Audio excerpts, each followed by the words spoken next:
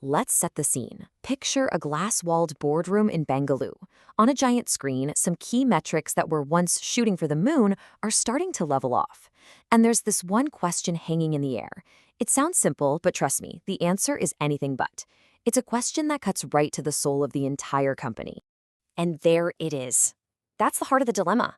I mean, if you've built your entire reputation on being a platform for people to make their own decisions, how do you step in and help them make better decisions without becoming the very thing you promised you'd never be? And the need for this kind of help is, well, it's huge. A study by India's market regulator, SEBI, found that a staggering 93% of individual traders in the high-risk futures and options, or F&O market, lost money between 2022 and 2024. That's not just some random number. That is the brutal reality of the world Zerodha operates in. Okay, so on top of that, you've got these other market pressures all converging at once. By mid-2025, the whole industry started seeing active client numbers cool down from those crazy pandemic highs.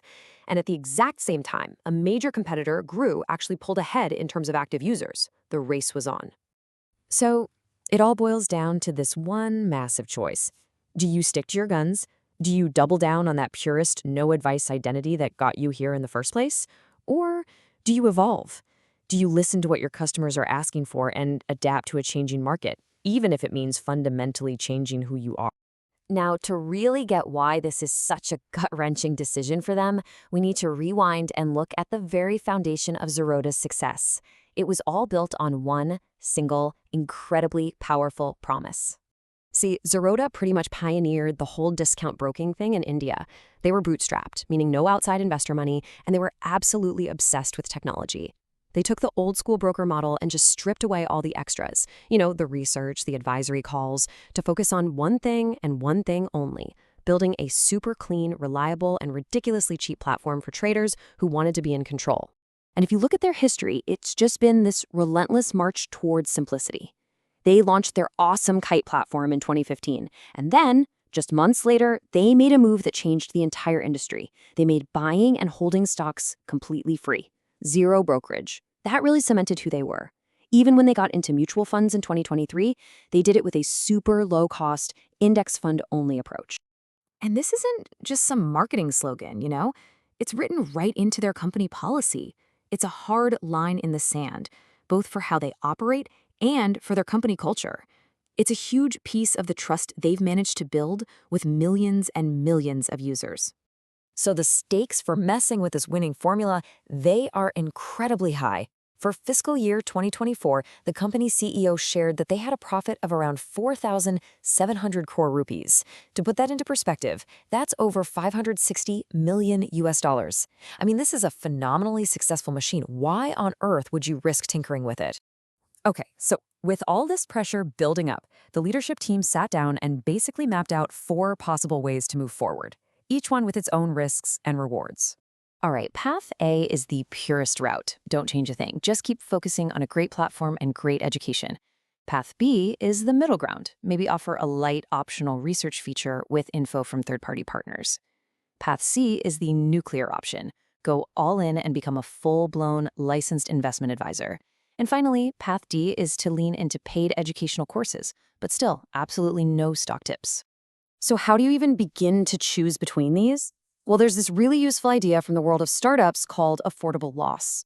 It's super simple. It just asks the question, what's the absolute most we're willing to lose if this whole thing goes sideways? And when you look at the options through that lens, things get really clear really fast. Path A, staying the course, adds basically zero new costs. The affordable loss is tiny. But Path C, becoming a full advisor, whoa, that's a different story.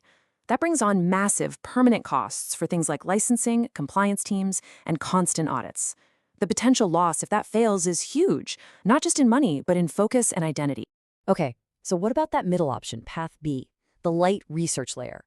Could that actually work as a business, or would it just be a really expensive distraction? Time to run the numbers. First things first, you gotta understand how they make money right now. Remember, buying and holding stocks is free, so the profit engine is driven by the paid trades, day trading, and especially those futures and options, the F&O trades. This example math here shows how that all works out to an average annual contribution of about 1,176 rupees from each client.